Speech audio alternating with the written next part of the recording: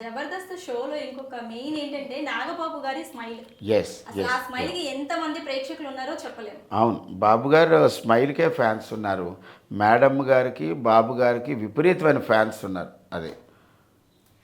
నాగబాబు గారు కామెడీ అంటే బాగా ఇష్టపడతారా? యెస్. 100% ఆయన నవ్వే చెప్తది కదా! ఆయనకు ఒక్కోసారి చాలా సేపు ఒక్క నిమిషం ఆగరని నవ్వి మళ్ళీ జాయిన్ అవుతారు.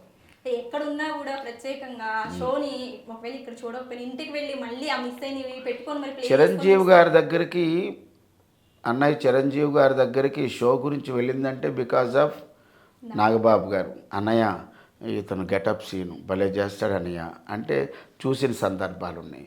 చాలాసార్లు మేము బర్త్‌డే విషెస్ చెప్పడానికి వెళ్ళినప్పుడు అంటే నేను అన్‌ఫార్చునేట్‌లీ అన్నయ్య గారిని కలవలేకపోయాను. ఇప్పటికీ కలవలేకపోయాను. అయితే ప్రతి సంవత్సరం పుట్టినరోజుకి నాగబాబు గారు అందరినీ కోఆర్డినేట్ చేసి అన్నయ్య గారికి ప్రత్యేకంగా పలకరిస్తే ఇక్కడ గొప్పతనం ఏంటంటే మెగాస్టార్ చిరంజీవి అన్నయ్య గారు ఎవరైనా రా అది రా రాంప్రసాద్, సుధీర్ బాగున్నావా అంత పేరు పెట్టి పిలిచే అంత గొప్ప వ్యక్తి. అంటే అతను ఎంత బాగా చూస్తున్నాడు జబర్దస్త్ని. అతనుకున్న బిజీ లైఫ్కి అతనుకున్న స్టార్డమ్కి జబర్దస్త్ చూసే టైం ఉండదు. ఏదో ప్రెస్ మీట్లు వెళ్తారు, జర్నీలో ఉంటారు, సినిమా చర్చల్లో ఉంటారు, షూటింగుల్లో ఉంటారు, ఏవో ఉంటాయి. కానీ నాగబాబు గారు ఒక మాట చెప్పడం మూలాన జబర్దస్త్ గెటప్ సీన్ అంటే చాలా అమితమైన ప్రేమ. ఏ ప్రతి సినిమాల్లో గెటప్ సీన్ గారికి అవకాశం ఇస్తారు. ఎందుకు ఇస్తారు అసలు? బోలాశంకర్లో మన ప్రెస్ మీట్ చూస్తే పక్కన పెట్టుకొని తాగుబోతు రమేష్ గారిని వీళ్ళందరినీ ఎందుకు ఇష్టపడ్డారంటే బికాజ్ ఆఫ్ దే లవ్.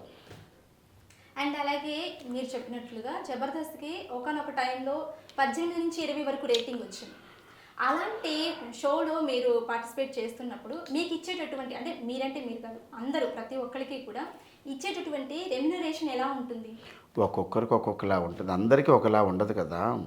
ఇప్పుడు చమక్ చంద్ర గారికి హై రేంజ్‌లో ఉంటది. నాకు తెలిసి ఆయనే నంబర్ 1. అంటే ఏ రేంజ్? అది చెప్పలేము. వాళ్ళు మాట్లాడుకున్నది ఒక అమౌంట్ ఉంటది కదా! అందరికన్నా హైయెస్ట్ పేమెంట్ అయితే చమక్ చంద్ర గారికి. ఆ తర్వాత సుధీర్ మిగతా వాళ్ళు. ఇక్కడ ఇట్స్ డిపెండింగ్ ఆన్ రెమ్యూనరేషన్ కూడా నువ్వు చేసే స్కిట్‌కి నీకు ఫేమ్ ఎంతుంది? నీ స్కిట్‌కి రేటింగ్ ఎంతొస్తుంది? ఇన్ని ఇండివిడ్యువల్ స్కిట్‌కి రేటింగ్ ఎంతొస్తుంది? సపోజ్ రూపాయి పెంచమన్నావు. నీ స్కిట్ రేటింగ్ ఎంతుంది? నీ ఫాలోయింగ్ ఎంతుంది జనాల్లో? ఇన్ని చూస్తారు కదా! డబ్బులు పెంచేయమంటే పెంచారు కదా! ఊరికినే వీళ్ళు అడగరు కదా! అలా పెంచిన సందర్భాలు కూడా ఉన్నాయన్నమాట. అంటే ఉదాహరణకి ఈ స్కిట్ వాళ్ళకి ఇంత, ఈ టీమ్ లీడర్‌కి ఇంత ఉండొచ్చు అని నే ఐడియా.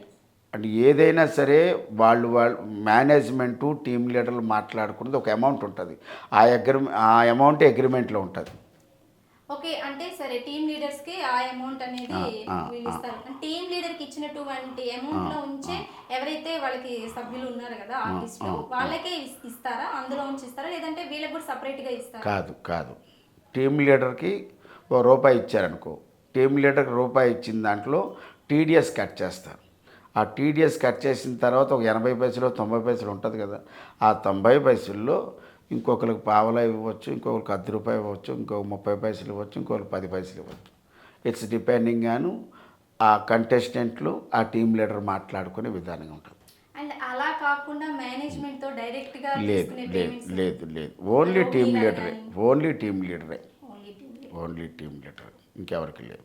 కొంతమందికి ఏంటంటే మేనేజ్మెంట్ ఈ మధ్య కాలంలో కొంతమందికి శాంతి కుమార్ గారికి, అమ్మాయి రోహిణి గారికి, సునామీ సుధాకర్ గారు కొంతమందికి మేనేజ్మెంట్ ఇచ్చింది.